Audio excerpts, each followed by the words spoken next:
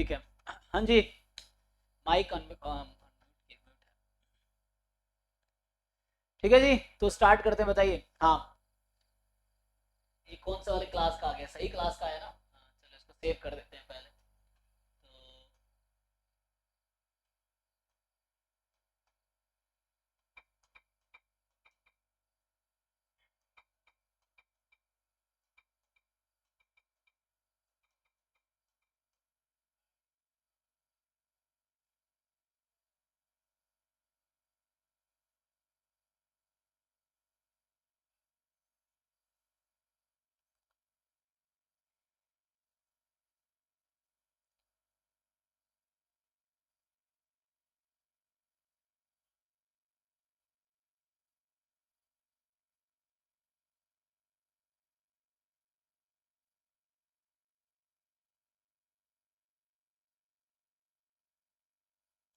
हाँ जी, बताइए, किसका डाउट है?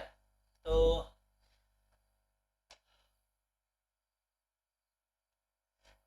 किसी को पूछना है कुछ? चलो भाई सयानी, तुमसे स्टार्ट करते हैं, बताओ।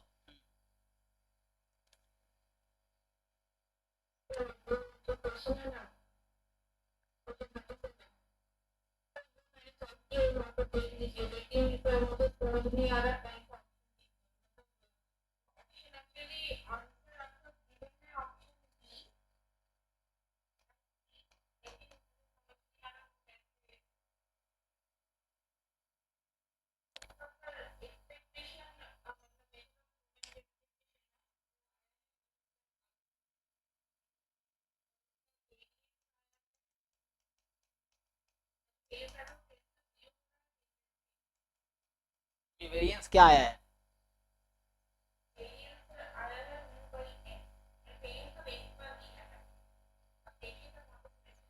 वेरिएंस ऑफ एक्स, एक्स बार नहीं, पॉपुलेशन का variance.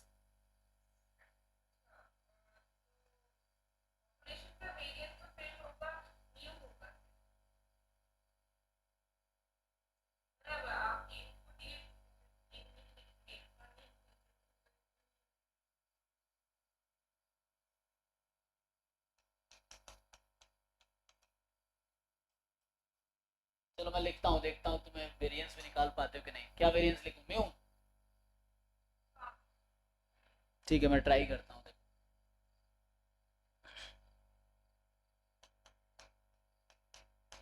Gamma alpha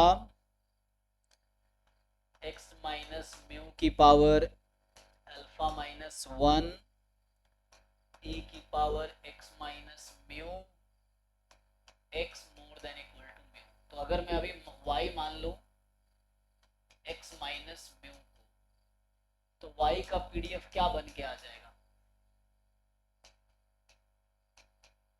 gamma alpha, अब यहां से ई वाई क्या होगा और वेरिएंस y क्या होगा? तो ये y का क्या डिस्ट्रीब्यूशन है यहाँ पे? ये जो डिस्ट्रीब्यूशन है, ये पीडीएफ कौन से वाले डिस्ट्रीब्यूशन का है? With what parameter?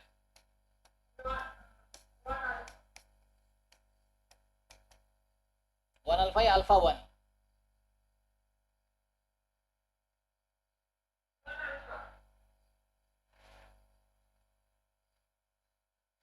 Gamma alpha beta में बीटा की जगह वन है या अल्फा की जगह वन है?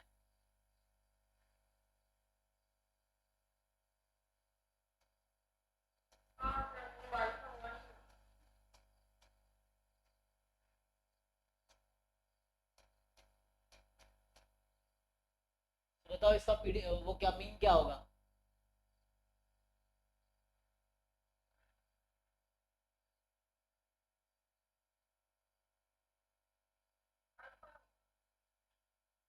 मीन अल्फा होगा। y का डिस्ट्रीब्यूशन ये है, y is the gamma alpha, sure ना? वेरिएंस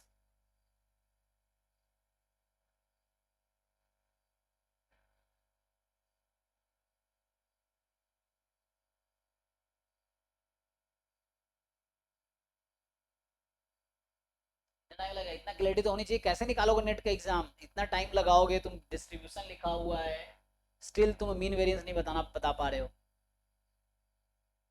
और ये तो अभी जस्ट स्टार्टिंग है सॉल्यूशन का, सॉल्यूशन इतना लंबा होगा, कैसे निकलेगा नेट? सब कब?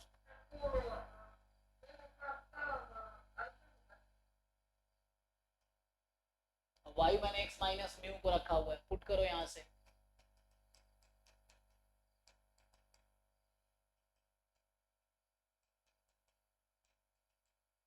यहाँ सोच के बताओ ई एक्स कितना आया और यहाँ से वेरिएंस एक्स कितना आया।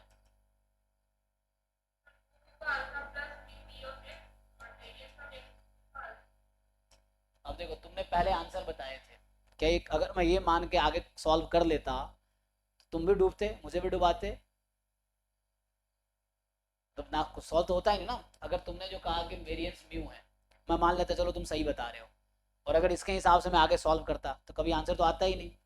तो लास्ट में या तो मैं ये सोचता मुझे नहीं आता या क्वेश्चन गलत है, ऐसा हो सकता है ना। देख तो तुम्हें वेरिएंस निकालना नहीं आ रहा ठीक से, मतलब ये सीखो। तो एग्जाम में अगर तुम यही करोगे, मान लो तुम इसके बाद, तुम्हें लगता है तुम एग्जाम में आंसर निकाल पाओगे इसके बाद?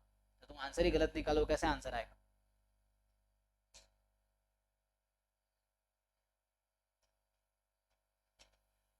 ये सब तो बेसिक तो ठीक लो, आसमान में चढ़ना है, जमीन पे चलने का भी हौसला ही नहीं है।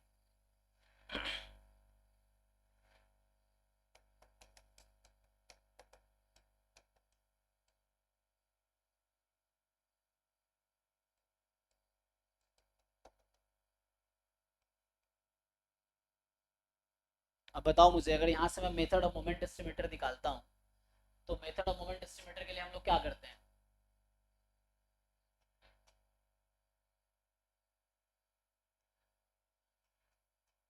X bar is equal to e x and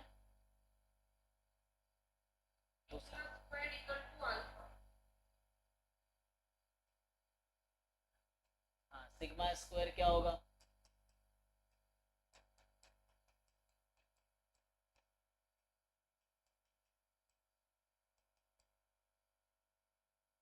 और एक्स बार कितना है तुम्हारा?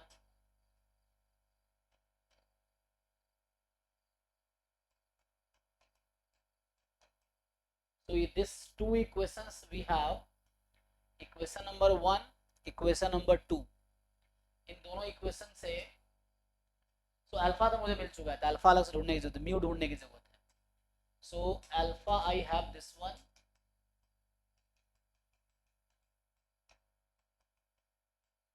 एंड म्यू क्या आ जाएगा यहाँ से? एक्स बार माइनस अल्फा,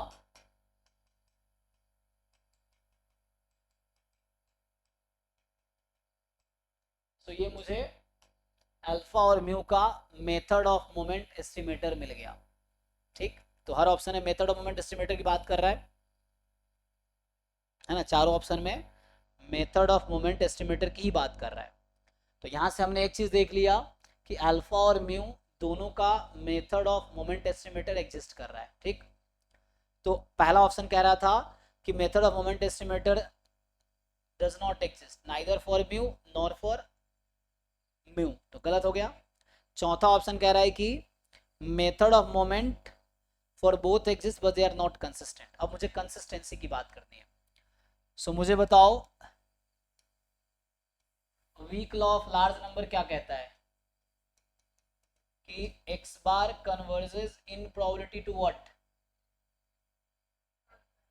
सो ई एक्स ना, सो ई एक्स का मतलब यहाँ हो गया अल्फा प्लस म्यू एक्चुअली। ठीक, और ये जो क्वांटिटी है, और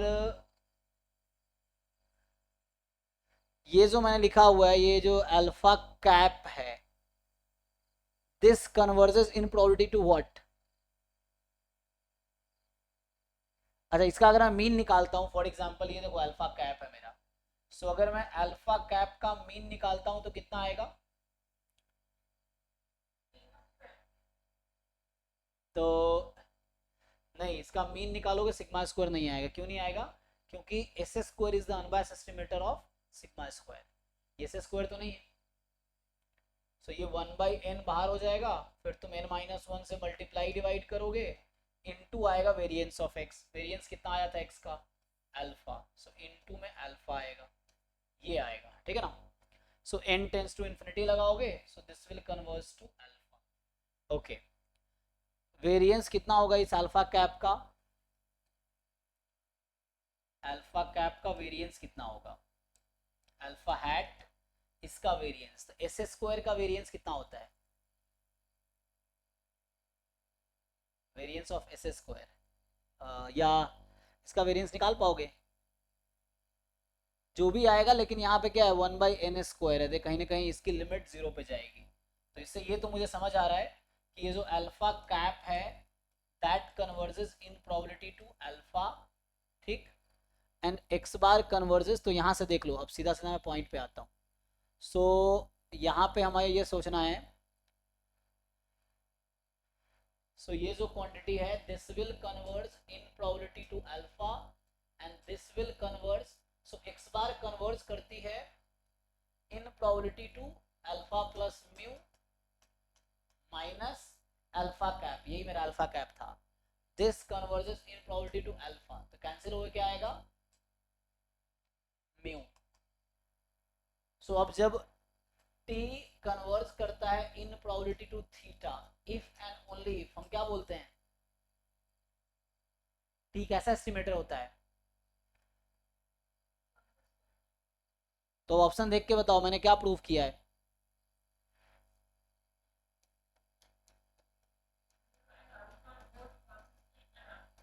ठीक है। अब बताओ तुम्हारी इसमें कहाँ गलती हुई थी, तुमने जो सॉल्व करके भेजा है मुझे या सॉल्व किया तो उसमें कहाँ मिस्टेक हुआ था, क्या सीखे इससे, तुमने कहाँ गलती किया था इस क्वेश्चन में, हाँ वेरिएंस ही गलत निकाल दिए थे, तो कभी करेक्ट एस्टिमेटेड ही नहीं आएगा, जब एस्टिमेटर ही गलत आ गया तो आगे कैसे हम चेक कर पाएंगे वो कंसिस्टेंट है कि नहीं है, क्योंकि एस्टिमेटर ही गलत आ गया ये anyway।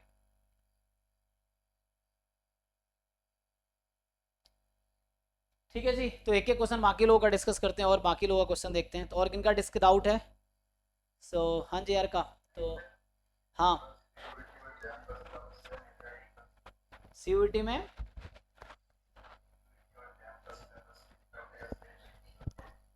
नहीं नहीं सेम तो नहीं है, डिफरेंट है, थोड़ा सा डिफरेंट है, सो